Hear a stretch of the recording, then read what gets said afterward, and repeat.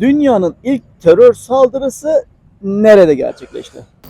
Artemis kimdir? Artemis Tapınağı'nın neden önündeyiz? Burası günümüzde de aslında bir kesişim noktası. Noktasını bize açıklar mısın? Tabii ki de.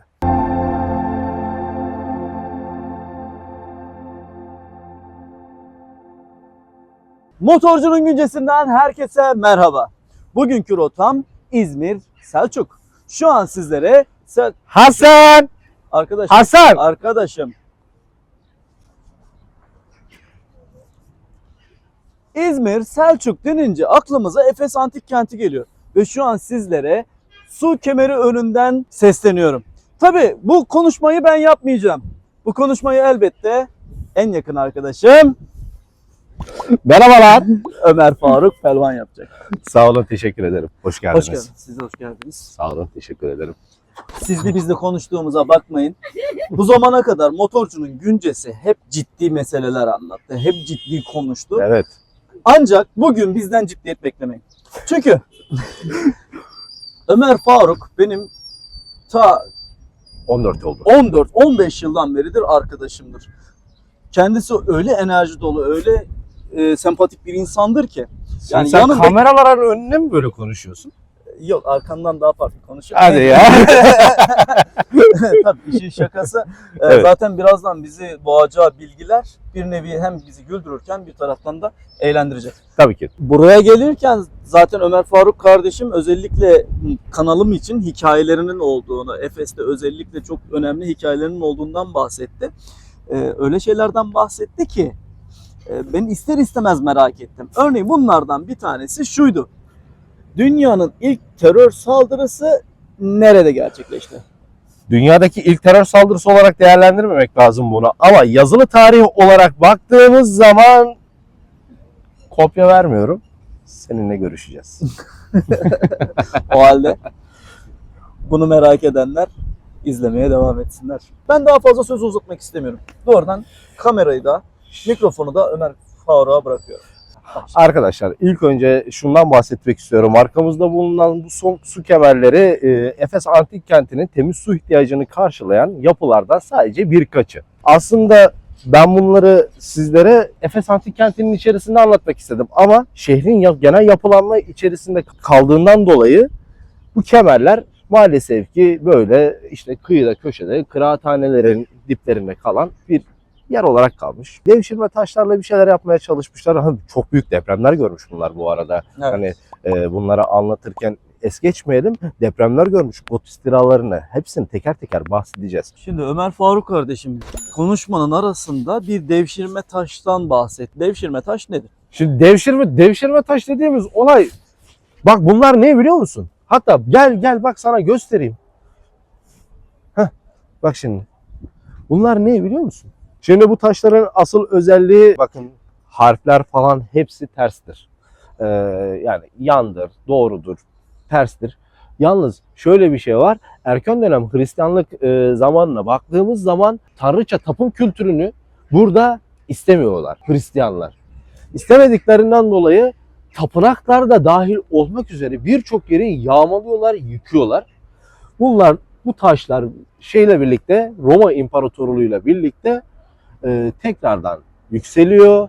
Buraya su kemerleri taşınıyor. Hatta bakın sizlere şunları göstermek isterim. Bunlar ne biliyor musun abi? Bunlar depremde sallanmaya en aza, yani sallansa bile, bakın şurada da bir şey olduğunu düşünelim. Kare olduğunu düşünelim. Yani şöyle diyelim.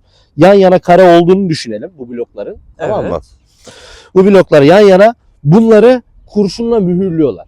Kurşunla. Veya demir akıtarak mühürlüyorlar. Depremler, Ege bölgesinde depremler çok meşhurdur. Evet. Antik kentlerimizin yıkılmalarının en büyük sebebi budur. Sallantı esnasında taşları, kayaları, bu blokları yerlerinde tutsun diye. Bir nevi dikiş atar gibi. Dikiş atar gibi, aynen. Dikiş atar gibi bunları yerlerinde tutsun diye. Bronz çağı bitip devamında işte bronz çağı çöküyor. Yeniden işte bir kolonileşme oluyor buralarda. Buradaki demirleri söküyorlar. Evet. Eritiyorlar. Hı hı. kendilerine kılıç kalkan yapıyorlar. Anladım. Yani Mızrak ucu yapıyorlar, okucu yapıyorlar. Buradaki demirler kullanılıyor. Bunları biz Efes'in içerisinde çokça göreceğiz. Büyük yapılar bizi çok gösterecek bunlara. Bakın hemen köşelerde falan görebiliriz biz bunları. evet, zaten şurada yine bir devşirme taş görüyorum. Bunu- Ben buradan çok rahat görebiliyorum ama Her yerde var, her yerde var. kamerayı yaklaştırdığımda umarım izleyicilerimiz de görür. Şurada yine aynen az önceki gösterdiğin gibi ters yazıların olduğu o taşlardan görülüyor. Evet. Yine Ömer kardeşimin dediği gibi burada da o girintili taşların Evet. olduğunu görüyoruz. Şu şekil baktığımızda da güzel bir mimari bir tasarım var.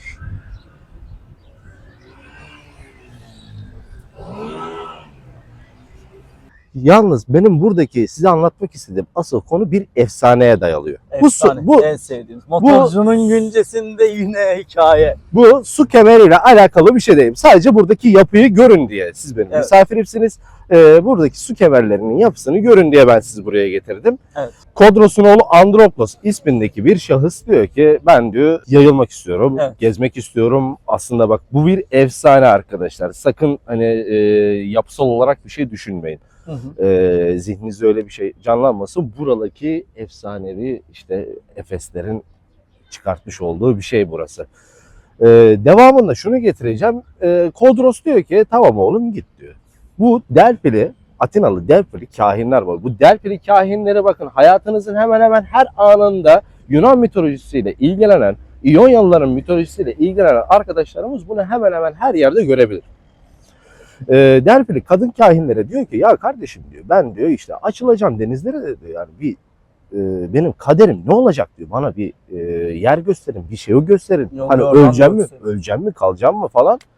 Abi buna diyorlar ki senin kaderin bir domuz ve bir balığın ellerindedir diyorlar. Bir domuz ve bir balığın. Evet. Androklos gemisine atlıyor arkadaşlarıyla birlikte ve denizlere açılıyor. Geziyor. Kıyı bölgelerini falan dolaşmaya başlıyorlar bunlar. Tabii Atina'dan falan geliyorlar diyorum. Bakın çok uzun bir yolculuk. O dönemdeki insanların gemilerle para karşılığı alışveriş değil, takasla alışveriş yaptığı dönemlerden bahsediyorum. İnsanlar para falan kabul etmiyor. Takas yöntemiyle alışveriş yapıyorlar. Bu bölgeye geliyorlar. Bu bölgede daha öncesinden tanıdığımız, tarihte ismini çok az duyduğumuz Arzava Krallığı var. Ama Bronz Çağı öncesinden bitmiş. Luvilerden gelir. Luvilerin bir uzantısı olduğu söylenir. Aslında evet, bu. Luviler Anadolu'nun ilk yerleşik halkı. Evet, Burada Luviler döneminde kalan burada bir imparatorluğun izleri var. Evet. Burası Bronz Çağ'a gidecek. Onu anlatacağız. Efsaneye devam edemiyorum yalnız. Gerçek anlamda çok zengin bir coğrafya. Çünkü hani bir şeyi anlatırken arka arkaya geliyor. Evet. Kafa da karıştırıyor ama çok eğlenceli de bir ortam oluyor. Evet. Biz efsaneden devam edelim. Aynen. Androklos diyor ki kardeşim diyor işte bu Efes taraflarına geliyorlar. Bu bölgeye geliyorlar. Gemilerini yanaştırıyorlar. Arkadaşlarıyla birlikte balık yerken çalıların arasından çıkan bir domuz Androklos'un elindeki balığı alıp kaçıyor. Şimdi bir balık ve bir domuzdaydı kaderi. Tabii. Şimdi yavaştan çıkıyor hikaye. Tabii. Androklos domuzun peşine düşüyor. Yaban domuzunun peşine düşüyor ve avlıyor bu. Domuzu yakalıyor ve avlıyor. Evet. Diyor ki Delfili kadın kahinlerin söyledikleri aklına geliyor. Senin kaderin bir domuzun ve bir balığın ellerindeydi demişti ya. Evet. Ben diyor şehrimi diyor buraya kuracağım. Mitolojik bir kurucusu olarak inandırılıyor ama işin aslı öyle değildir. Bu bize milattan önceki 10. yüzyılın başlarında denizci ve maceraperest bir ruhu gösteriyor. Atina ve İyonyalıların. Bu neyden kaynaklanıyor? Büyük tufan inancı vardır. Artık sular altında kalan bir şehir. Sular altına kalıyor gitgide ve yayılmak istiyorlar. Evet. 12 kolonist olarak ayrılıyorlar İyonyalılar. Aha. Karadeniz, Akdeniz, Ege ve Marmara bölgeleri günümüz Türkiye'sinde şu anki Anadolu Türkiye'sindeki şehirlerin birçok ismi buradan gelir. Büyük tufandan kaçan 12 kolonist oluşturan insanlardan gelir. Evet. Şehirlerin ismi gerçek anlamda da öyledir. Trabzon, Efes, o zamanlar Efesos, Daha öncesinden Apasa, Apaşa diye geçiyor, Apasa diye geçiyor.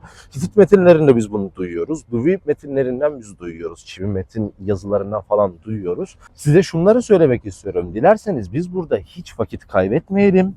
Rotamız Artemis Tapınağı olsun. Evet. Oraya gidelim. Orada daha çok tartışalım. Evet Ömer kardeşim, Evet. şu an neredeyiz? Artemis Tapınağı'ndayız. Dünya tarihinde terör saldırısının gerçekleştiği İlk yerlerden birisi. ilk yerlerden birisi. Saldırılara ya da bu dünya tarihine terör saldırısı olarak geçmeden önce bir Artemis'i, Artemis Tapınağı'nı bunları tanıyalım. Artemis Tapınağı. Antik dünyanın 7 harikasından bir tanesi. Evet, antik Hı hı. dünyanın. Evet. Yani o dediğiniz o zaman şeye mi denk geliyor? Babil'in Asma Kulesi, Rodos heykelinin olduğu süreçlere. İşte İskenderiye, Kulp Feneri, işte bunlara falan dayanır. Artemis kimdir? Artemis Tapınağı'nın neden önündeyiz? Şimdi Artemis kimdir? Androklos'un hikayesi vardı ya. Evet. Burada Arzava Krallığı yaşıyordu. Evet. Bu daha Arzava. önce su kemerinin önünde Evet. söylemiştim. O zamanlarda İyonyalılar buraya geldiklerinde Kibele'ye tapılıyordu. Kibele'ye. Evet. Bereket tanrıçası. Evet. Bereket tanrıcı. Aslında Artemis de bereket tanrıçısı. Artemis bizim şu anki Mekke gibi bir inanç tapın kültürü var. Buraya gelenler aslında hacı oluyorlar. Aslında hacı oluyorlar. Hac rotasını tamamlıyorlar. Panayır Dağı'nın Pan Agora. Şu anki Agora. evet. Panayır, Panagora. Evet, Pan Tamam. Agora. Yani herkesin toplandığı yer anlamına gelen Pan Agora tepesinden aşağıya geliyorlar. Hac rotalarını tamamlayıp burada kurbanlar adıyorlar. Kurban kesme ritüeli o zaman da var. Kurbanlar adıyorlar, adaklar kesiyorlar. Buraya belli bir bağış yapıp arkasından daha sonrasından sağlı sollu hep dükkanlar var. Efes'te ticaretlerini yapıp malını alıp satıp alışverişlerini tamamlıyorlardı. Beni buraya getirmendeki en önemli bir mesele vardı. Evet. Şimdi o soruyu daha önce sormuştum, yine soruyorum. Ben inat ile ilk terör saldırısı nerede gerçekleşti diye soruyorum. Ancak sen daha farklı yorumlayarak söylüyorsun. Evet. Şimdi motorcunun güncesinde dünyanın ilk terör saldırısı nerede gerçekleşti sorusunun cevabı. Ha, ben onun cevabını vermedim değil mi? Dünyadaki ilk terör saldırılarından bir tanesi burada gerçekleştiriyor. Efes'te Kuretler Caddesi dediğimiz bir cadde var. Burada gömülmek, burada itibarlı bir şekilde gömülmek ve itibar kazanmak insanlar için bir ayrıcalık, çok önemli bir şey. Çocuklarına falan devrediliyor bu iş. Hani Evet. babam burada yatıyor, sen de hemen yanında yatacaksın ama bunun için sen bir şeyler yapman lazım. Yani Büyük bir yatırım yapmak gerekiyor. Kente ya çeşme yapacaksın, işte ne bileyim yol yapacaksın, köprü yapacaksın, yani kent ile ilgili bir şey yapman lazım. Herostratus denilen bir zat-ı muhterem arkadaşlarıyla oturmuş, kafayı çekiyor. Bu da düşünüyor, lan ben kente ne yapayım bulamıyor, kafayı yiyecek, bir de içiyor. İsim bırakması gerekiyor, böyle bir değil mi? isim bırakıyor, tarihe geçeceğim diyor. Yani nitekim geçiyor. Geliyor, adak arkadaşı diyor, git lan diyor Artemis'i yak diyor mesela. Artemis'i yak Evet. diyor. Evet. Az önce anlattığın hacı merkezi Evet. yak diyor. Hac merkezine adam geliyor, burası normalde üst tavanı ahşap bir bina Evet. aslında. Hani bu kadar görkemli, şatafatı falan olan bir yer değil. Geliyor, yakıyor manyak. Ondan sonra koskoca bu alan kül oluyor, bitiyor. Yani bu tarihe geçme ile alakalı senin fikirlerini alırsam kardeşim, ne dersin? Ben onu Evet, bu bölüm arkadaşlar çeşitli şiddet ögesi içerdiği için argo. size şu belgeseli sunuyoruz. de orayı sunalım biz. Şimdi gelecek şiddet görüntüleri içeren sahne yerine size ıstakozları anlatan bu belgeseli göstermeyi tercih ediyoruz. Bilinenlerin tersine istakozlar özellikle deniz böcekleriyle beslenir. Ama bu istakozların insancıl canlılar olmadığını göstermez. Ondan sonra ne oluyor abi? Hemen devamını getirelim. Efes kentinde Herakleitos isminin anılması bile yasaklanıyor. Ama biz nitekim bugün burada ismini yad ediyoruz. Tarihe bir şekilde ismini kazıttı bu adam. Evet. İyi de olsa kötü de olsa. Daha sonrasından bu Efesliler diyor ki ya kardeşim diyor, şimdi burası koskoca bir merkez yani. Efesler inançları konusunda, aslında pagan inanışı konusunda kendilerini yani ön plana katıyorlar. Tanrılarını çok seviyorlar. Her tarafta her şey için bir tanrısı var insanların. Çok Evet. tanrılı bir dini var. Ama Artemis'e gelince işler biraz değişiyor. Neden? Herakleitos burayı yaktıktan sonra, tamam mı? Hı hı. Efesler şunu diyor. Ya kardeşim diyor. Bu Artemis tanrıçası diyor. Nasıl bir tanrı ki diyor, kendini bir yangından bile koruyamadı. Buranın yakıldığı gün kimin doğumuna denk geliyor? Makedonyalı İskender. Makedonyalı İskender'in Makedonyalı. doğum günüyle aynı güne denk geliyor buranın yakılması. Efesliler diyor ki, ya diyor buranın yandığı gece diyor Artemis burada değildi ki diyor. İskender'in diyor yanına gitmişti. Doğumuna yardım etmeye gitti Artemis. Ondan dolayı burada olmadığından dolayı burası yandı. Yoksa burada olsaydı o yangın çıkmayacaktı diye bir rivayet oluşturuyorlar Efesler. Çok akıllılar. Tabii bunu 19-20 yıl sonra falan açıklamalarını falan yapıyorlar çünkü. Hani İskender doğduğunda ne olacağı belli olmayan bir bebekti yani. Evet. Sonrasından dünyaya nam salmaya başlayınca hemen, çünkü İskender burayla çok ilgileniyor. Daha sonrasından Makedonyalı İskender seferleri sırasında ebesi olan Artemis'e uğramayı da ihmal edip Ebesi. buraya geliyor. Buraya çok büyük yatırımlar yapıyor. Evet. Hani yanmıştı, tekrardan yükseltiyorlar bir şekilde ama güç yetmiyor. Çok zengin bir yer aslında ama güçleri yetmiyor. İskender'e diyorlar ki ben diyor işte buraya geleceğim, işte yardım edeceğim, taşları taşıyacağım, para yardımı yapacağım, işte şunları yapacağım, bunları yapacağım. Efesler şunu diyor ki, efendim siz bir tanrısınız. Bir tanrının başka bir tanrıya inayette bulunması yakışık almaz. O yüzden biz sizin yardımlarınızı talep etmiyoruz diye Efesliler Makedonyalı İskender'i geri itmişler. Yardım etmesini istememişler. Yardım etmek istememe sebepleri sadece bu mu, yoksa başka Bu. bir sebep var mı? Bu. Tanrılaştırdıkları için. Evet. İskender de bir mesela sefere gittim diyelim, tamam mı? Savaştan kazandım, geri geldim. İnsanlar bana tanrı mahiyetini yüklüyor. Evet. İskender de fethede yani çok büyük bir komutan. Büyük İskender. Sürekli toprak genişlettiğinden dolayı böyle bir hikayesi var. Ben buraya gelirken bir şey daha söyledin. Dedin ki burası her ne kadar eski zamanda hac merkezi ise de Evet. günümüzde de aslında bir kesişim noktası. Evet. Bu kesişim noktasını bize açıklar mısın? Tabii ki de. Bu yapı Artemis Tapınağı. Arkadaşlar hemen karşıya baktığımız zaman İsa Bey Camii var. Hemen üstüne bakıyoruz. Şöyle sağ taraftan üstüne bakıyoruz. Aziz Yuhanna'nın mezarı var. Bazilika. Arkasına bakıyoruz. Ayasuluk Tepesi. Ayasuluk Kalesi. Burası dinlerin aslında kesişim noktası. Pagan dini, Hristiyanlık, Müslümanlık ve huzurlarınızda Ayasuluk Kalesi. Efeslerin son durağı. Artemis Tapınağı ile alakalı size anlatacaklarımız bu kadardı. Bu ve buna benzer hikayeler için kanalımı takip etmeyi, beni arkadaşlarınıza önermeyi, abone olmayı unutmayın. Kendinize çok iyi bakın. Sevgiyle kalın.